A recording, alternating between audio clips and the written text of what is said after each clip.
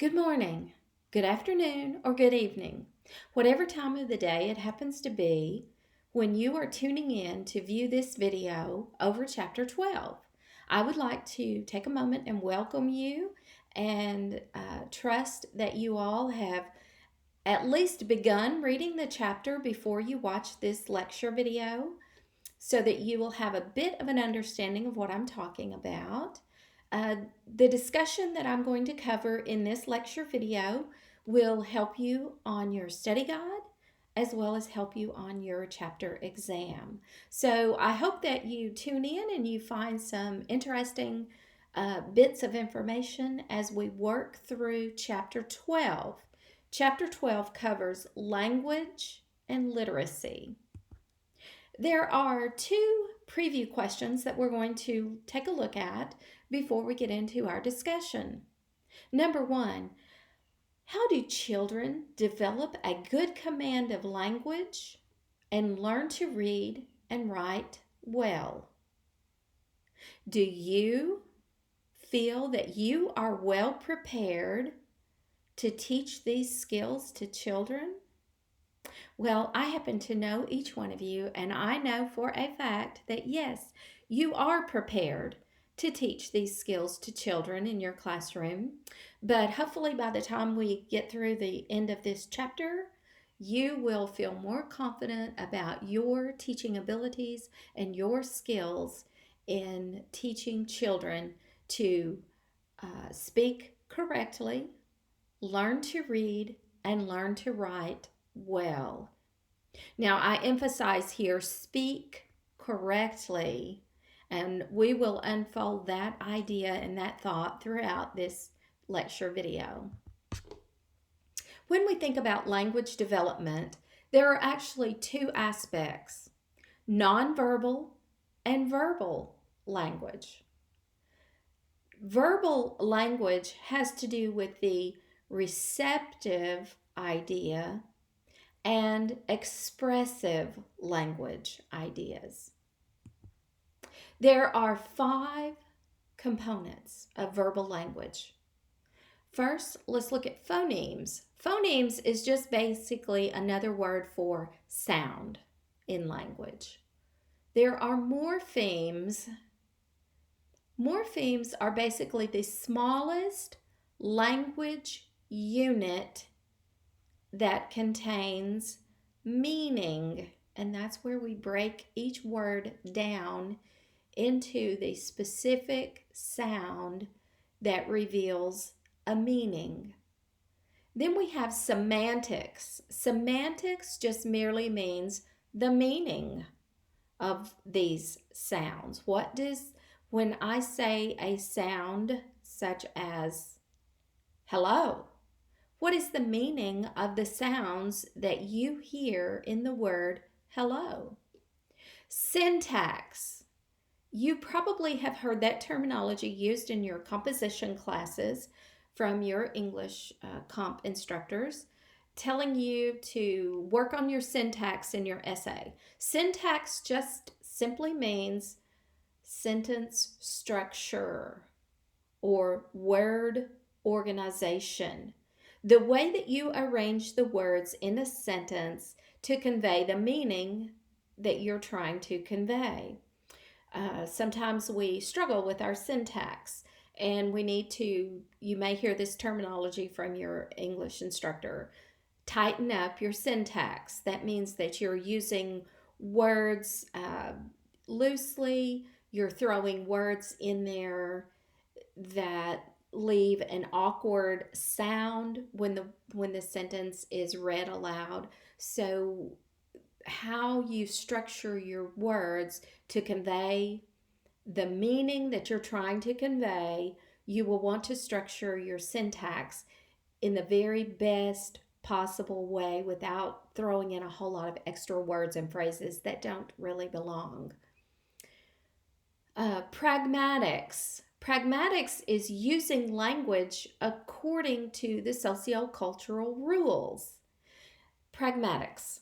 I have an example. You probably have heard me mention a time or two that my husband is a world traveler. He's been all over the world.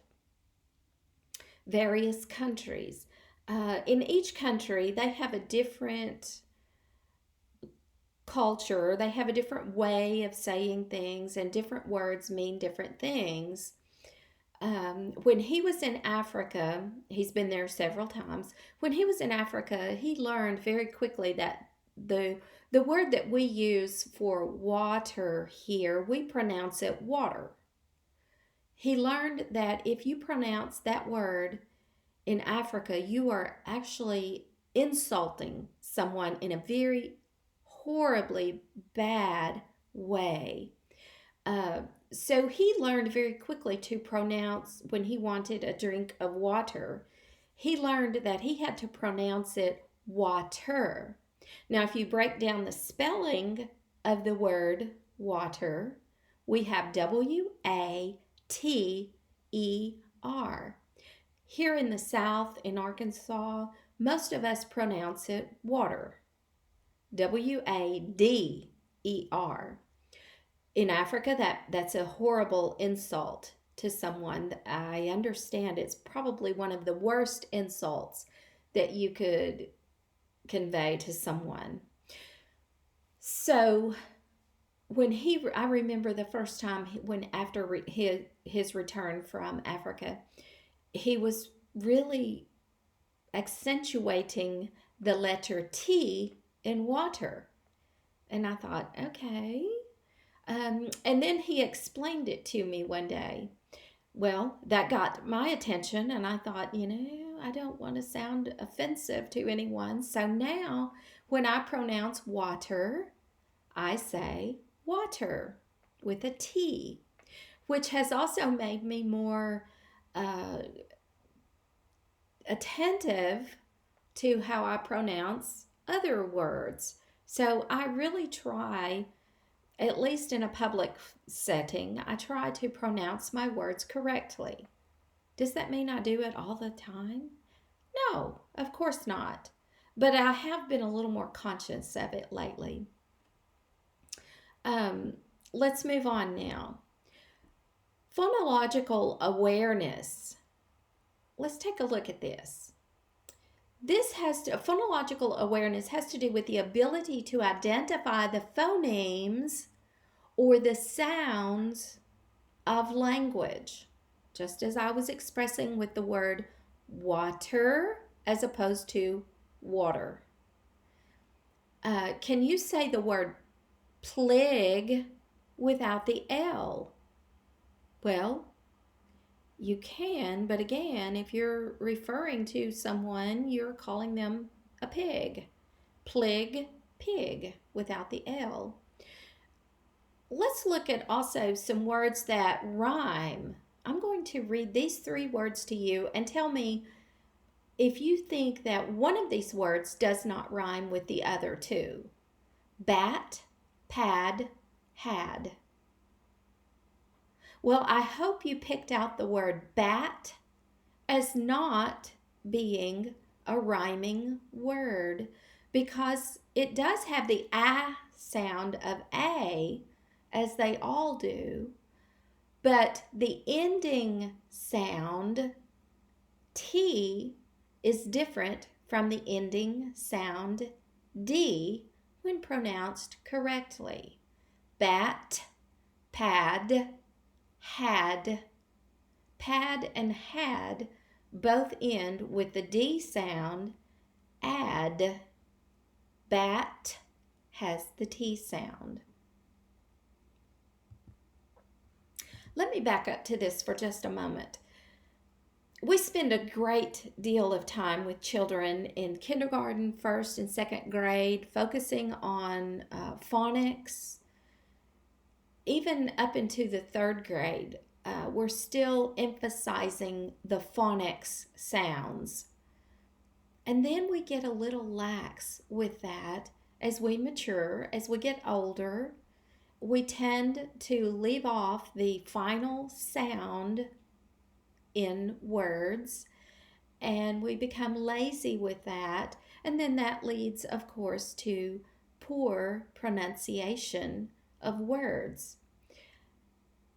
As a teacher of all grade levels, please let me stress to you that in your classrooms, try to speak as properly and appropriately as possible to your students because you are influencing their language skills.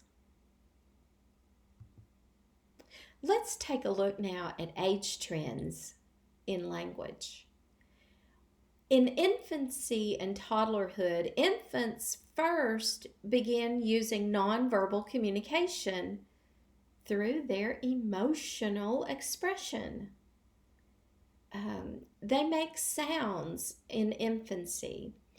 Their sounds have they have meaning, but they have no definite sounded out meaning.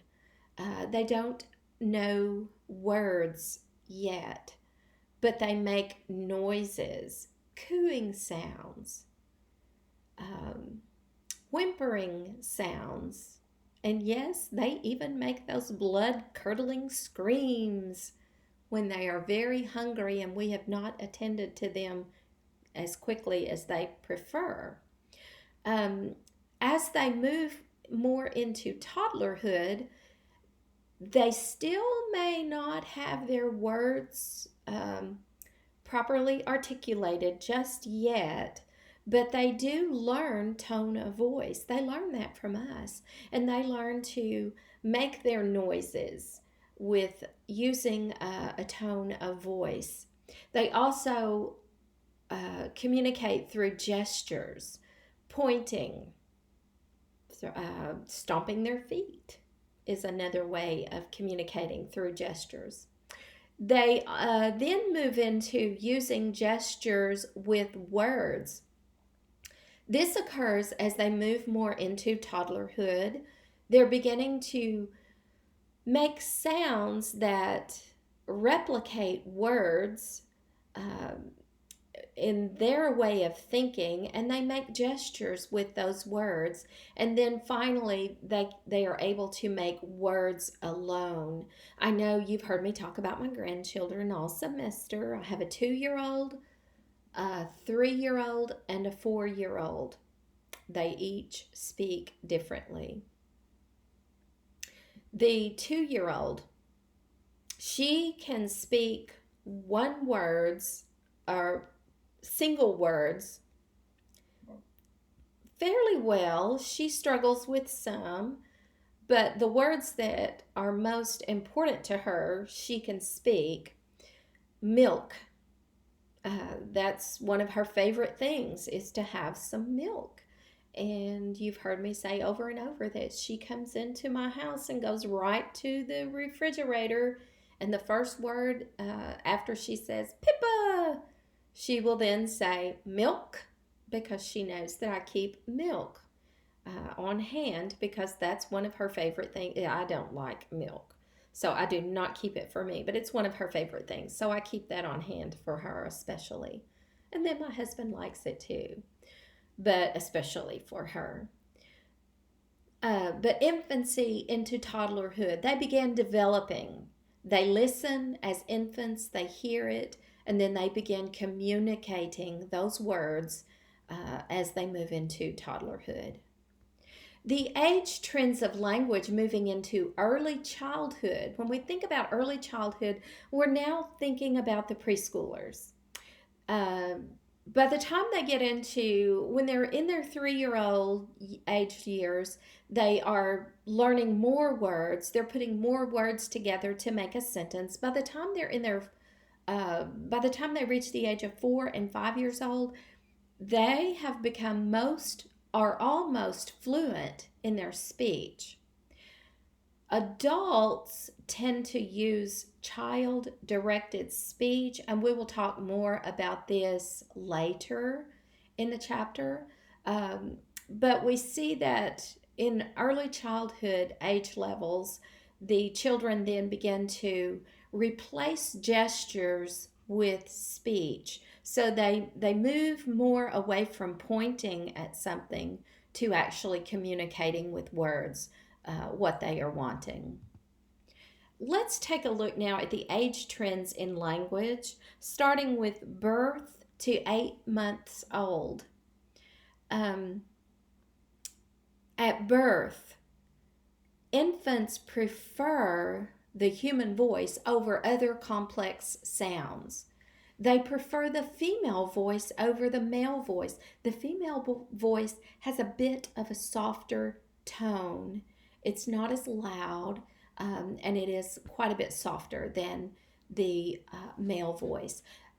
They also prefer their mother's voice over other female voices. They were in their mother's womb for approximately 9 months, and they heard their mother's voice over and over and over, and they became very acclimated to their mother's voice. Their mother's voice is very familiar to them, and they prefer that familiar voice of their mother over other female voices.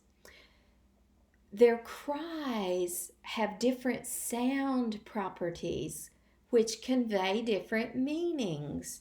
They can convey when they want something. If they're hungry, they'll begin to whimper.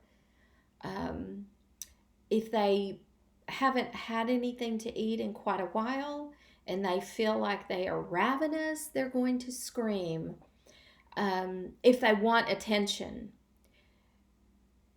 they will start out with that really soft, and then they will just begin screaming. The instant you pick them up, they're perfectly fine. As mothers to new, and both parents, male or female, as parents to new infants in the home, you begin to recognize the difference in their cries, their sound properties that have different meanings. If they're just happy and they're lying in their bed, or they're lying on a pallet on the floor looking at maybe a mobile that you've placed over them, they're happy, they're cooing. So sound properties are different. By the time they reach the age of 1 month to 4 months old, their cooing begins, which means that they're producing sounds that resemble vowel sounds such as ooh and ah. Now, at this point, they're still not understanding, of course, what they're doing, but they are beginning to mimic those particular vowel sounds. Between the ages of 3 months to 8 months, their babbling begins. Infants produce strings of constant vowel syllables. Ma, they might repeat over and over and over. Ma, ma, ma, ma, ma, ma, ma. Of course, we love that. As mothers, as women, we love hearing that because we think they're saying mama. Maybe not true at this point, but it's good to go ahead and teach them those beginning babbling sounds. Babbling provides the practice then, which is going to make their speech sounds. But by the time they get to age 6 months, their babbling will then begin to include phonemes that are not a part of the native language. Yes, deaf children also babble. You wouldn't think that they could do that, but they do. Deaf children, they don't hear those sounds, but those sounds come out automatically, and they are babbling. Infants are able to discriminate most sounds in the world's language. They know the difference in the different sounds. They're beginning to take note of the different sounds. This age level is also receptive to language for family names, and this begins at 6 months old. The infants begin to recognize their own name. They know that daddy pertains to their very own dad and not their mom and not other men. So they're learning to associate. When this word is said, they know that this is my daddy. Between the ages of 7 and 8 months, they begin to segment the individual words from the stream of fluent speech. Then we move into ages 9 to 18 months. Between 9 and 10 months, their receptive language for objects begins. If someone says blankie, the infant will look at the object. They begin to associate. When mom says blankie, this is what she's talking about. The infants begin to understand. They do understand the word no. That's probably one of the words that is used most often with them as they begin crawling around the floor. That is a no-no. They learn very quickly no. Infants can comprehend about 50 words at this age level.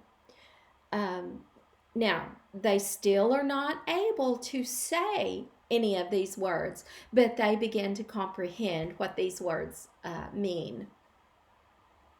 And they can recognize these words when they hear them again. Deaf children at this age level stop babbling. It's not being reinforced to them. They cannot audibly hear it, so they do not continue to mimic it. They stop babbling. First gestures begin to arise and emerge between the ages of 9 and 10 months. They're used to communicate. These gestures are used to communicate, and most frequently it is the pointing, that the gesture that is used. Between the ages of 10 to 15 months, the receptive language begins to grow dramatically. The first words begin to emerge around 12 months old. The first words that they use that are highly social are bye-bye, hi, and then the names, of course, of their favorite people. Ziggy. Stop. Excuse me, that was my dog Ziggy. Typically, a repeated phoneme is used to refer to an object. Now, this is where some parents and some adults use the word baba. Now, an infant will hear the bottle and they will attach the sounds baba to bottle because they cannot fully pronounce bottle. I highly recommend that adults continue using the full out word because it does strengthen the child as the child matures and grows. It does strengthen his ability to pronounce words correctly, as opposed to using the baby words that the baby is using, or the baby phonemes that the baby is using. For example, you want to teach that child to say the entire word bottle by the time the child is old enough to start putting words together, as opposed to the child still being 3 years old and every time he sees a bottle he says baba. Okay, so that's my personal opinion, in that it is better, as we are teaching children to speak properly, to continue to use the full out correct word spoken correctly. Also, between the ages of 10 to 15 months, the ability to discriminate all of the phonemes in foreign languages is lost at this point. 15 to 18 months, toddlers can follow simple commands such as get your shoes. Now, they can go find their shoes. They know, especially if their shoes are out visible, You can say, get your shoes, and they know exactly what you're talking about. Toddlers may produce sentence-long utterances that have nonsense words expressed in meaningful tones. I remember when, and Clara still does this, she's 2. I remember when the other 2, the 3 and the 4-year-old, were about this age level.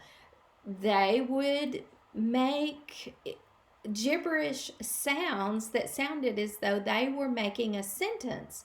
It had all of the inflections and they would make all of the sounds that sounded as though, and they would stop and start, pause and go.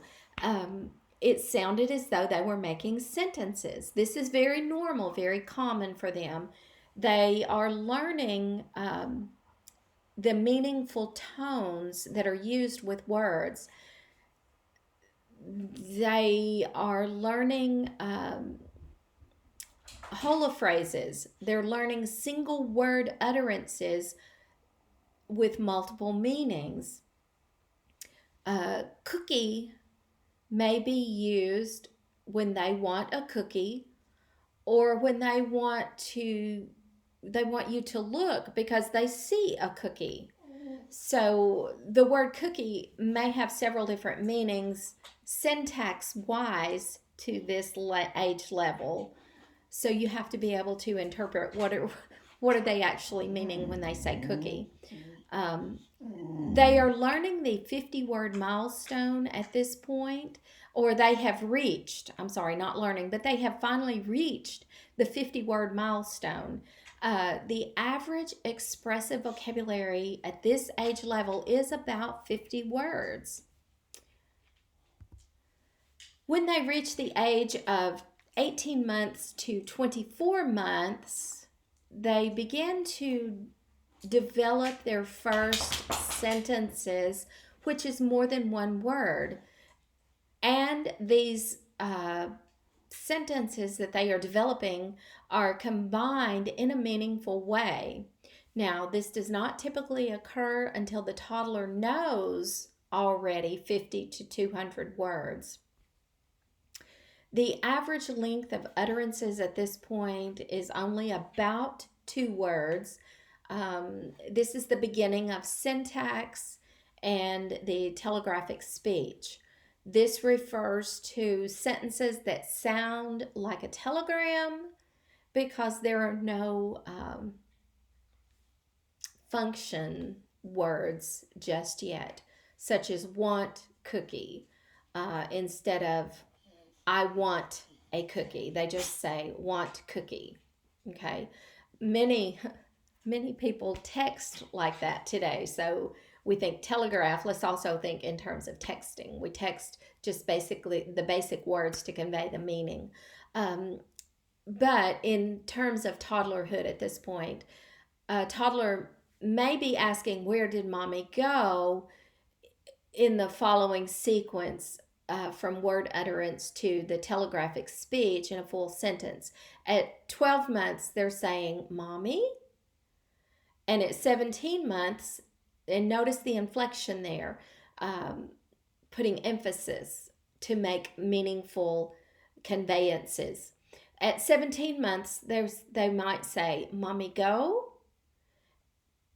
By the time they're 21 months old, almost 2, but not quite, they might be able to say, where did mommy go? Common phrases are thank you and stop it. These words are treated as one big word. Okay, it's just one big word. Thank you.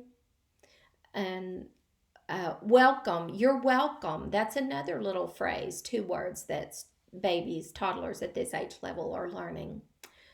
Their fast mapping skills are coming into play.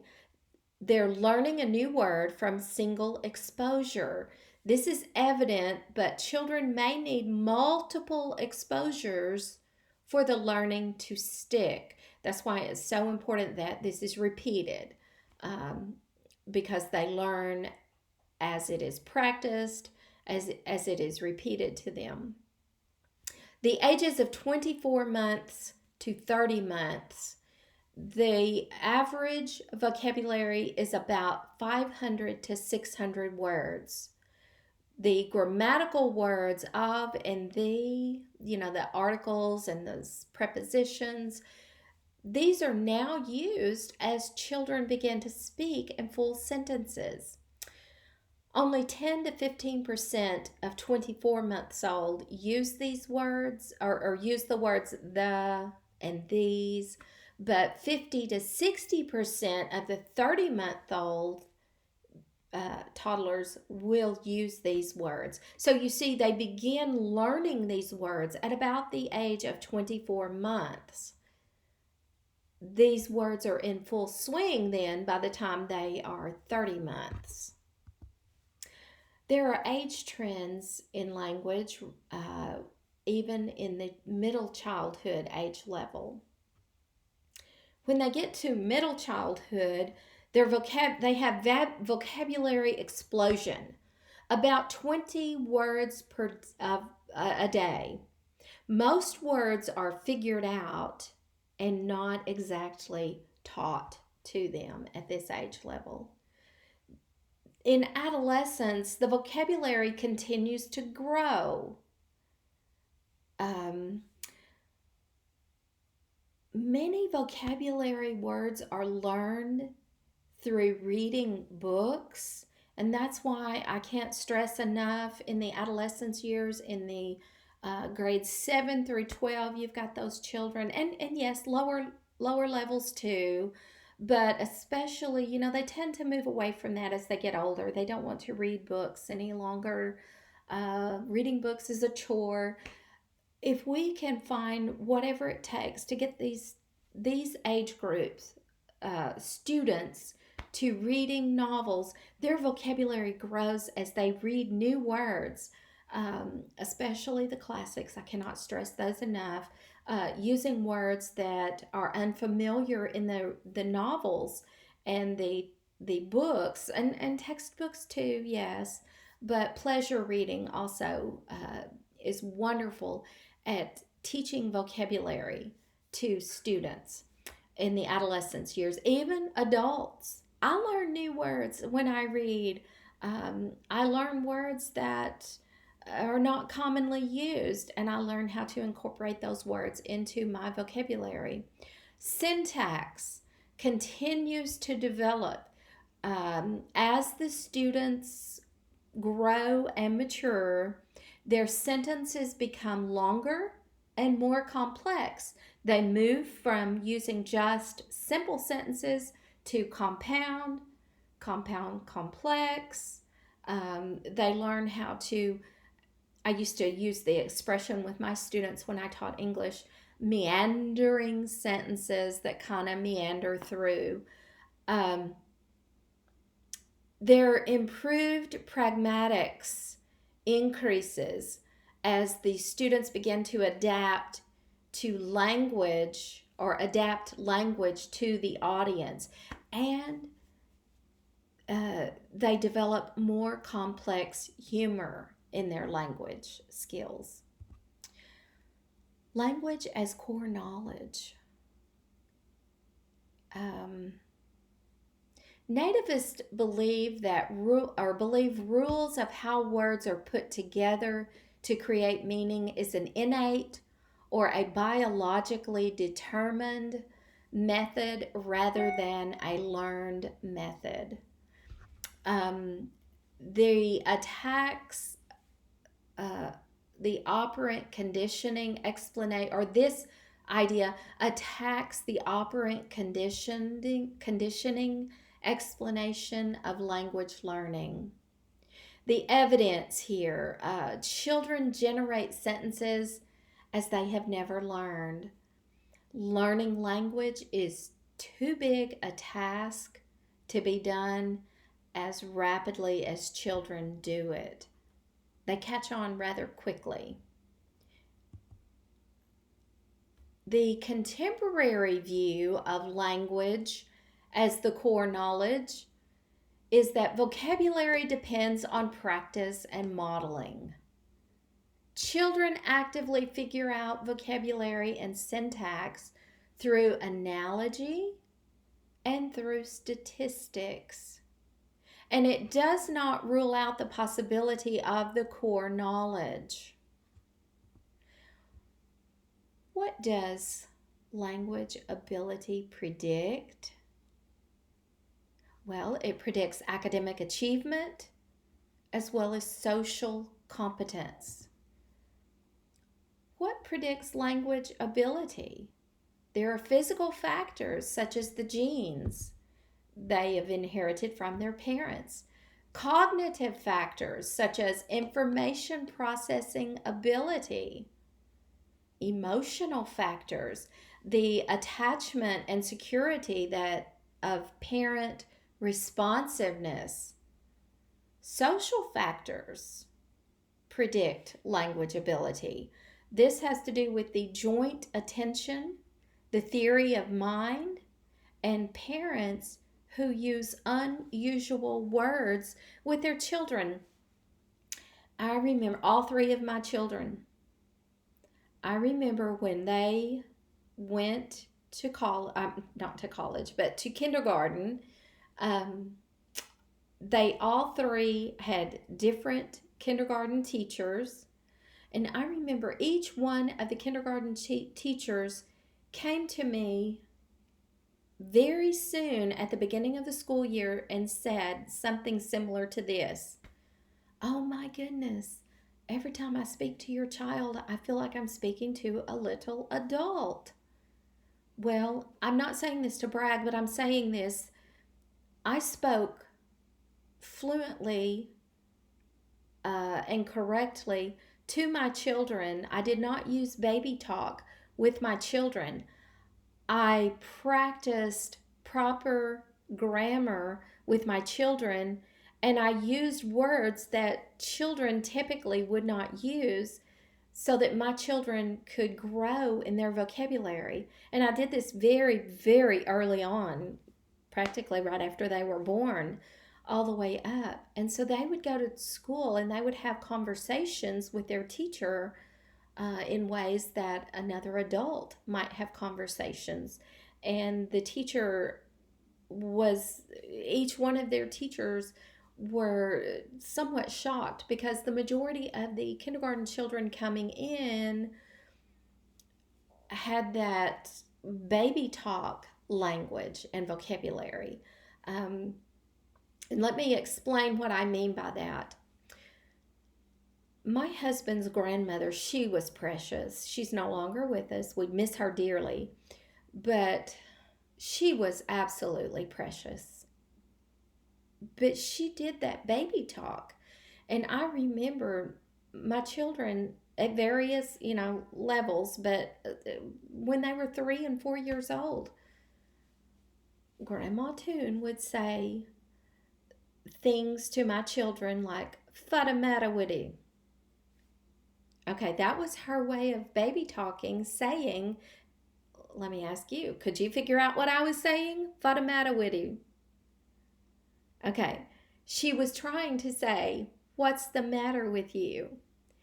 My children would look at her all puzzled like, and they would look at me like, and sometimes they would say, what did she say? My children were used to the question being presented to them in this way. What is the matter with you? Stop crying or stop whining and tell me what is the matter with you. So the baby talk, and that was just one example of her baby talk, words or vocabulary syntax structures. Many adults, especially that way back in that older generation, that was their way of communicating with infants and toddlers.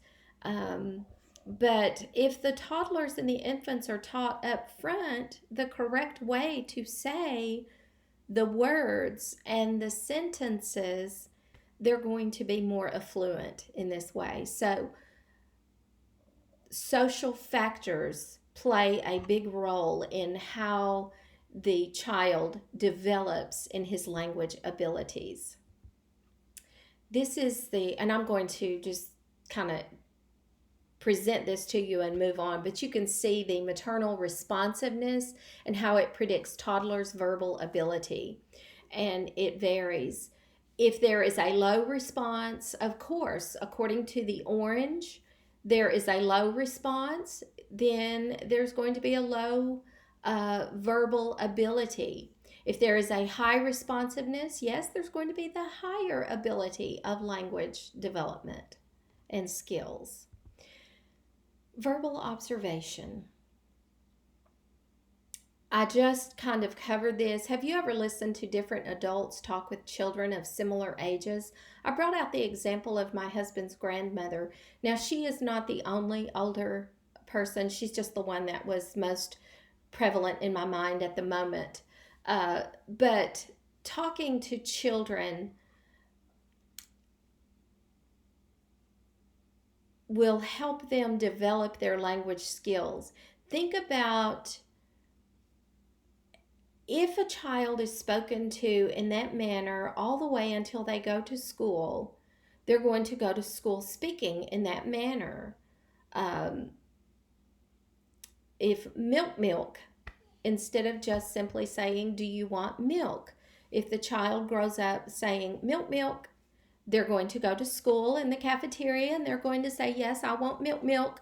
Okay, see that's not appropriate for school age children. So think about this. Think about the differences that might affect children learning language over time. Dialects. Children may speak dialects differently from the standard English based on their culture, based on where they live, based on their heritage. They need to maintain their heritage dialects, yes, but they also, and I'm going to take my computer with me as I continue, so I may kind of veer off screen just a tad, but my boxer Ziggy is having a fit to go outside, so let's take a little virtual tour here. She sees the birds. She has a fit. She wants to get out and see those birds. Chase the birds. She loves to chase and bark at the birds. Okay, now I'm back in my room, my sitting room. So let's get back into our lecture. Children need to maintain their dialect, their heritage dialect. However, they also should learn the standard English language. They need to be able to speak proper standard English language because it is the language of education as well as commerce. This is something that I made sure that my students in my English classes, whether I was teaching grades 7 through 9, elementary, or high school age level, and especially college age level, you would expect this. But I made sure that my students spoke properly. I had games that we would play that would last for every 9 weeks. At the end of the 9 weeks, I made up the game. We called it I Caught You. The students were having to learn how to speak proper grammar, and they would have a little journal notebook, and every time that they caught someone within the classroom speaking improperly, they were not to mention it, not to bring it out to attention during the class, but they were to make a note and date it in their journal. Now, they were also then to write out how this phrase or word or whatever should be spoken correctly. And yes, I was teaching syntax along with this. How should this sentence be structured properly? So this was a wonderful game. And then at the end of the 9 weeks, we would say, let me hear your I caught yous, and if you can correct it, if you can write it or say it correctly, then you get a point, and the person with the most points gets a prize. And it was a lot of fun. The students loved this game. I made my students speak properly the instant they walked into the classroom and we began our lessons, they had to speak properly the entire part of the class time, or the entire session of the class time. I found that my students would tell me, Miss Toon, I was in the dugout at the softball game or the baseball game, and I caught myself correcting my coach. Oh my goodness. I even caught myself correcting my teammates. Um, that was carrying it a bit far. But I would also play games with them where journal over the weekend. If you hear adults using grammar improperly, um, write that down. Do not correct your adults. Now, I had to have several conversations with my own children when they were in lower elementary grade levels because they were correcting their teachers. Ugh. Please don't be one of those teachers in the classroom, at least. But they were correcting their teachers. And I would tell them that is not appropriate for you to correct your teacher. But, Mom, she said it incorrectly, and you said that we're not supposed to do that. And I would have to have those conversations. I know not everyone is going to speak correctly all of the time, but please don't correct your teacher. So we had to have that long conversation about why it's inappropriate to correct your teacher. But I remember my students learning to speak correctly, and I would teach them code switching is okay. Code switching it refers to the ability to use different language styles for different situations. And I would tell them, when I am here in the classroom and I am teaching you, when I am speaking before a large group of people, or I'm speaking in a professional setting with other professionals, I'm going to speak correctly. I'm going to use correct, proper grammar and syntax. But when I'm with my friends and we're going to the movies or just sitting around chit chatting, I may not say everything exactly grammatically correct. That's okay. That's called code switching. So I would teach my students there are reasons in society that you are going to need to know the correct grammatical way to say and articulate your thoughts and ideas. And you need to know when to use those types of wordings, and you need to know how.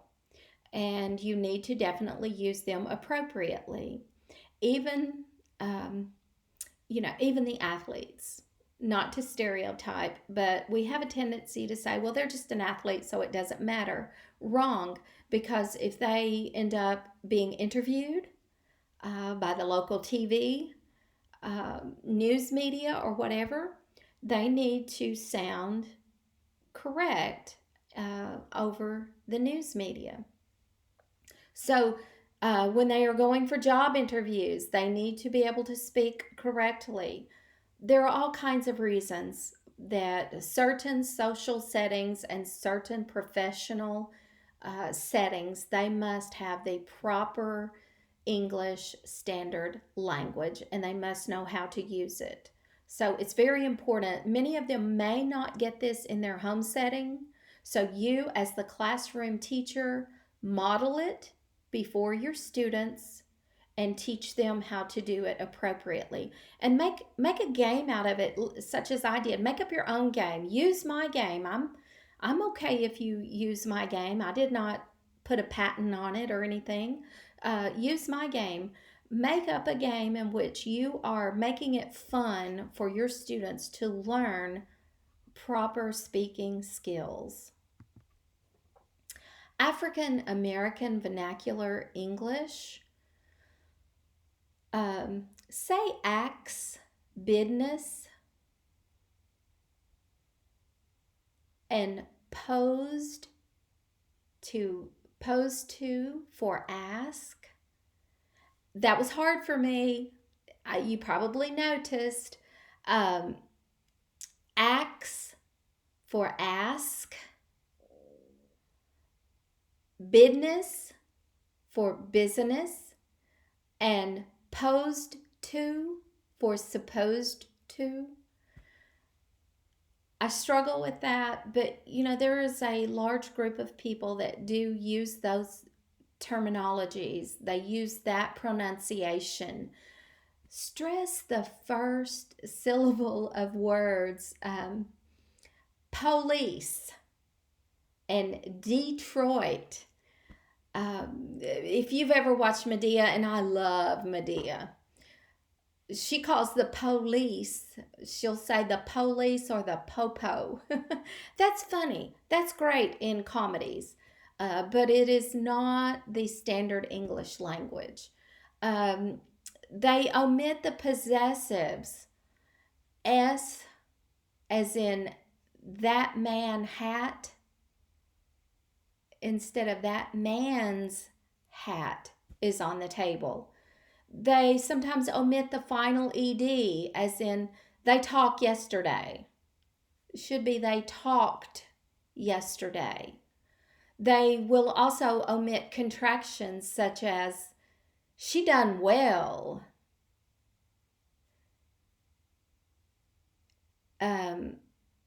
They will omit the final consonants such as las for last. Unique words of done, as in I done did her hair, or I done her hair. Sometimes we say that, just being fun. I got my hair did. Okay. That's just sitting back and chilling and chit-chatting with my family or friends. I got my hair did yesterday. I got my nails did. By the way, I do need to have my nails did. But it's not the proper pronunciation. They also use be, as in he be happy. They sometimes use F for TH. Tooth instead of tooth. Now, we are not degrading this race for their language, but I'm pointing this out to you because, as you've heard me stress, you're going to want to take a job in your first year of teaching wherever you can get a position. My first job was in a little place outside of Memphis, Crawfordsville, close to Memphis. African American was the dominant race in this town. So these students spoke differently from me, and I had been through education. I had had all of these literacy classes and so forth, and language development classes in my undergrad work, and I still struggled. Sometimes I didn't always know what the student was telling me. So you need to know the other languages, because your first teaching position may place you in a predominantly different ethnicity than your ethnicity, and you may not always understand what the students are actually trying to say because your vernacular is different from theirs. That is not to say that yours is better or theirs is better, but what it means is it's different, and you need to be able to understand. Do you need to try to change their vernacular? Not in their natural setting, but for your classroom purposes, you are teaching them the standard English vernacular because that is the predominant vernacular that is used in the United States, or used, here where we live. So they will need to know the correct pronunciation. So again, play the games with them, teaching them, and not to say this is the correct way that you should speak, but you can say this is the standard English language vernacular. And for most of the social and commercial settings, you will need to know the standard English vernacular language. So that's a good way to present it to them. And this is another one that I'm not going to spend a great deal of time on. You can pause and look at it more closely if you prefer. But this is the patterns of academic achievement among the immigrant adolescents. And we do have lots of immigrants moving into our area. And they are going to struggle because it is not their predominant language. So you're going to have to be able to work with them, and you can help them improve in their standard English vernacular and move them along. Their GPA factors in to their language skills and abilities. So this is very important that you work with the students in your class and bring them up in their language skills according to the standard English. Classroom implications of language development. Please be responsive. Encourage infants to make sounds and elaborate on what children say. Encourage standard English language. Use common words. I meant to say use uncommon words, but yes, definitely use common words, and then use uncommon words so that you can teach them new words. Repeat those uncommon words. I did this with my students, regardless of what grade level I was teaching. I encouraged them to find a new word and use that word all week long in sentences, different sentences. So they were increasing a new word every week in their language skills.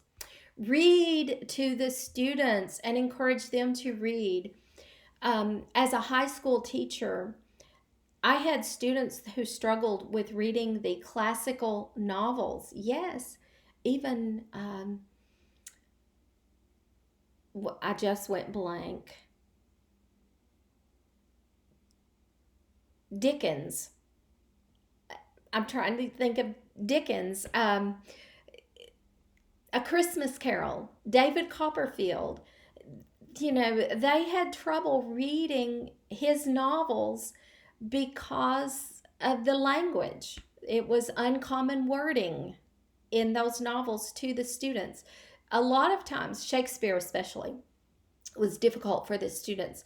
I would have certain portions of the novel being read to them on the screen, and I would have the captions underneath so they could follow along as the words are being read to them. Sometimes I would read to them and have them to follow along in their novel, so that they could learn these words and how to use these words in their vocabulary and build their vocabulary. Explicitly teach vocabulary to all grade levels and help students to use the new vocabulary. You can make games out of it. Again, coming up with games, making learning vocabulary fun for the students is very important. Gestures can promote instructions. Pointing to words, pointing to numbers, using gestures, having the students to come up with their own gestures to replicate words. You as a teacher point as you go along.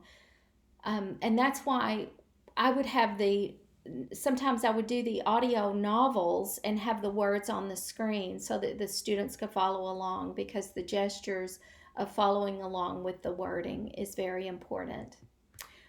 Pygmalion in the classroom. These are the teacher expectations. You set the tone and the pace for what you expect your students to obtain and be able to implement. And when you, the teacher, hold high expectations for your students, then your students are going to tend to learn more. Very important. Teachers may communicate their expectations non-verbally. The more you speak correctly to your students, the more you are telling them, this is how I speak and this is how I expect you to speak. So using that Pygmalion in the classroom, that's basically what I did by implementing the game called I Caught You. Now, one more thing about that I Caught You game.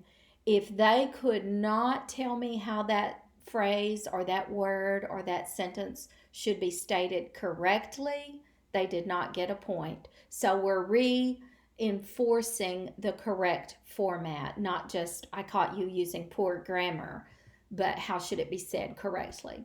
Bilingual education guidelines. Use cooperative learning, especially with your bilingual students. Teach vocabulary, they need it. Teach the standard English explicitly. Teach language skills as early as possible, all the way through to the 12th grade. Teach language skills early. Build strong skills in the heritage language. Encourage English use in informal settings. Remember, standard English lags behind conversational English. Support additive bilingualism, not subtractive. In other words, you're going to add to their bilingual language. You're not going to take away from it. You're going to help them expand, not reduce the idea of their bilingualism.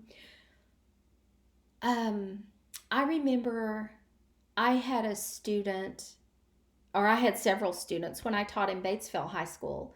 I had several students who were bilingual. Their national language, for the most part, was Spanish. And I had so many students that to write an essay for me, they would have to first write it out in Spanish, in their national language. And then they would have to translate it into the English. These students were doing double work. Really sad. I learned how to work with these students and how to give them a little grace. I gave them extended time for their essays because I knew they were doing double work. So that was very difficult for those students, and I acknowledged that.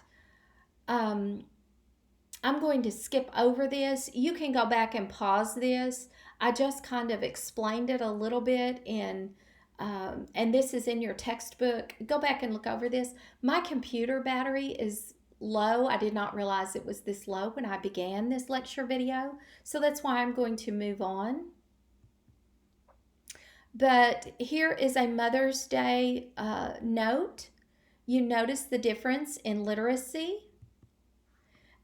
Reading skills, or a reading skill has 5 components. Remember this: phonological awareness, that's the sounds; vocabulary; decoding, meaning you have the ability to identify new words; fluency, the speed of being able to decode those new words; and then, of course, comprehension, understanding the text as you hear it and as you read it. Age trends in literacy: infancy and toddlerhood. They develop skills that are precursors to reading skills.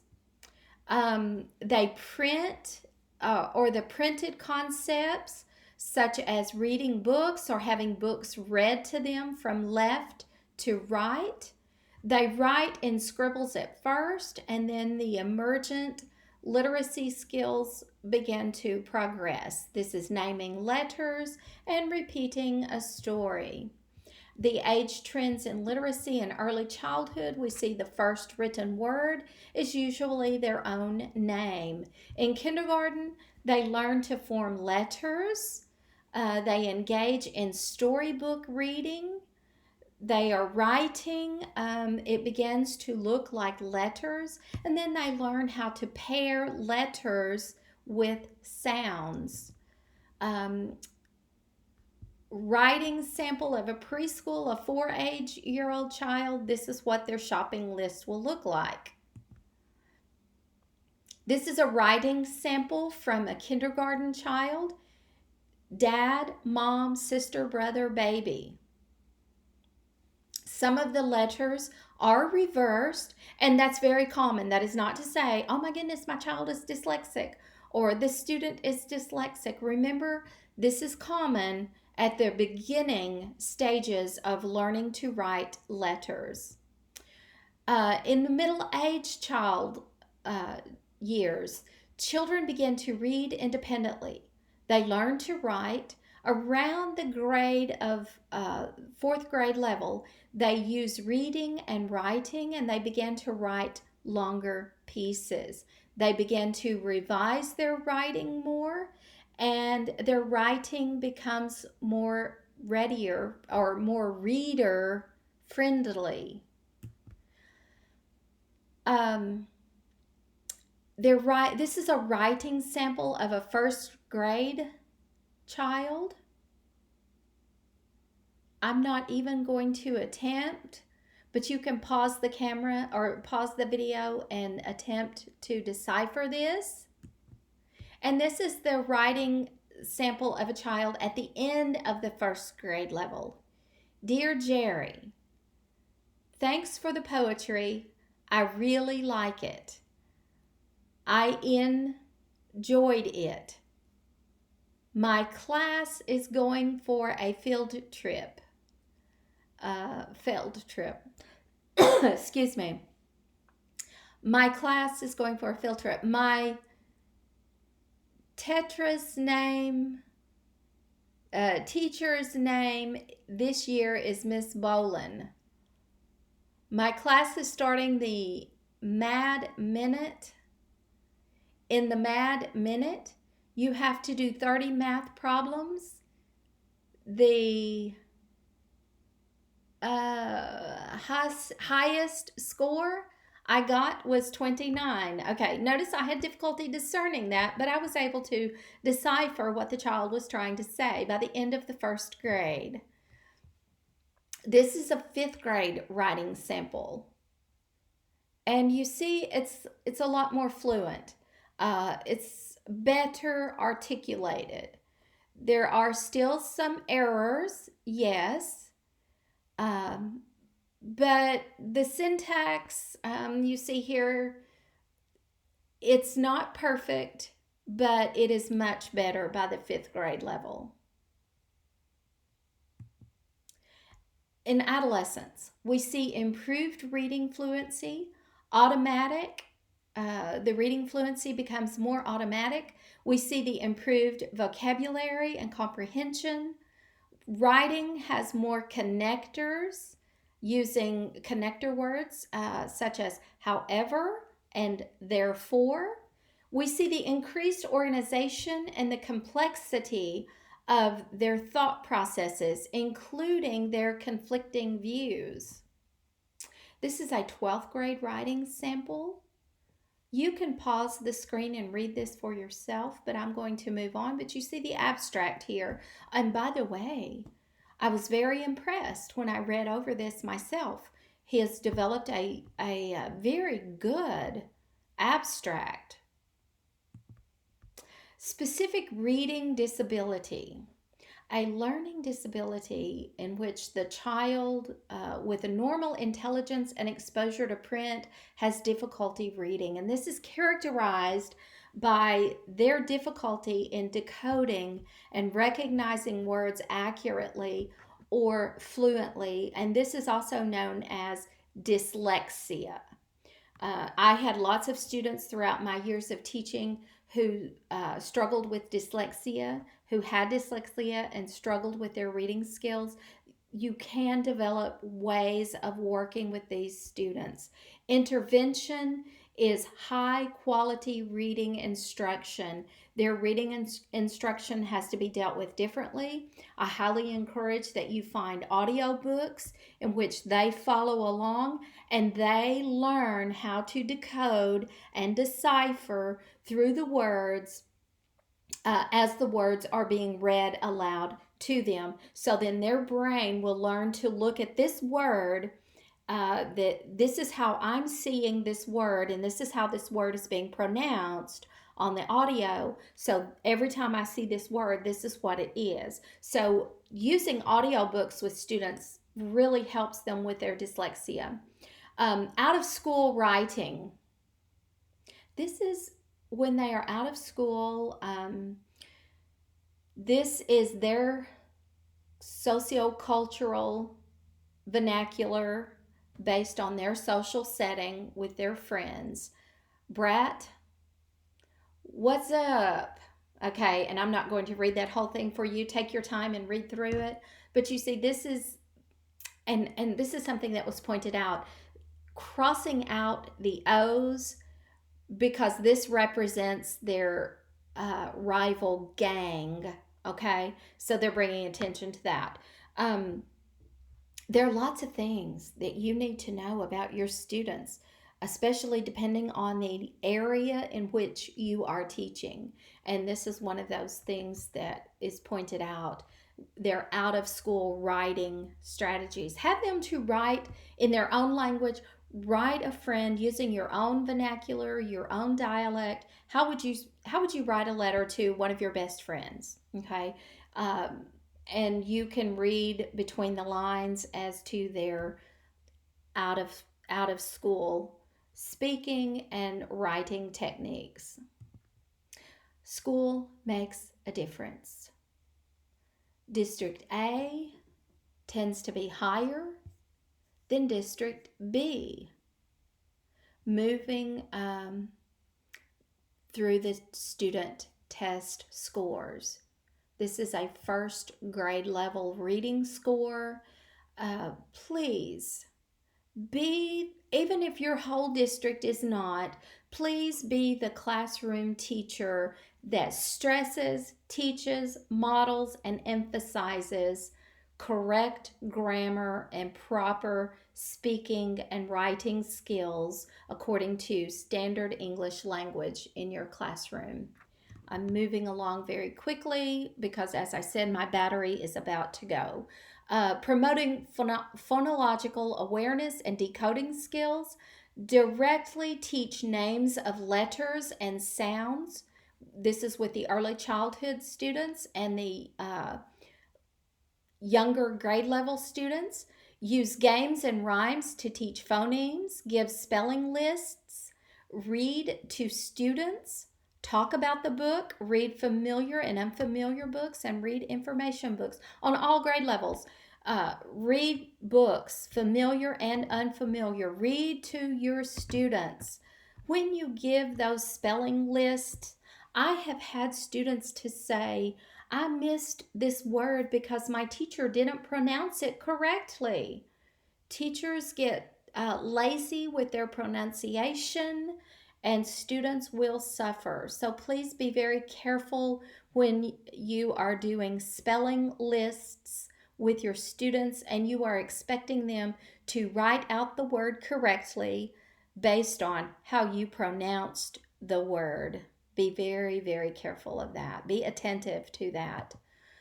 Promoting print concepts. Draw attention to the letters on the page, the words on the page, and make sure that you go from left to right and top to bottom. Promoting fluency, providing guided oral reading. Read to your students. Provide them frequent reading practice. One-on-one in very small groups is best advised.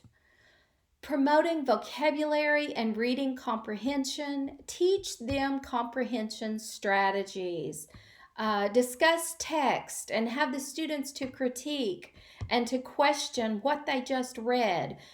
Teaching reading comprehension strategies. One of the things is to stop and say, oh my goodness, what do you think is going to happen next? Having them to infer what they just read and where where you think they're going to be going with this, or where they think the writer is going with the concepts of what's going to happen next. Comprehension observation. As you read this text, what strategies are you using to ensure that you are comprehending? Hopefully, you're reflecting back on some of your experiences as a student in the classroom. Did you get the best grammatical instruction, modeling, and stressing as a student? Don't start critiquing your teachers. Just make sure that you are aware of how you need to be speaking and modeling and teaching your students. Promoting writing skills. Teach writing strategies. Teach specific steps of writing. Give feedback. Guide revision steps to your students, and provide them opportunities to write. Think about this. Imagine that you teach science to an English language learner student who writes a grammatically incorrect report. Should you deduct points for low quality writing, even if the student does not experiment correct, or does the experiment correctly and understands the concepts? What would be your best solution for assigning grades in this particular situation? Now, this is something you need to keep in mind. This student may have a 504 in place because of the language barriers that this student struggles with.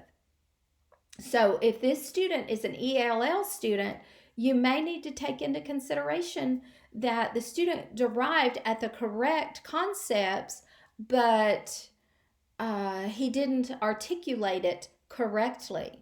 And this is where this student needs extra practice and needs reinforcement from you in guided writing skills so that the student can learn grammar.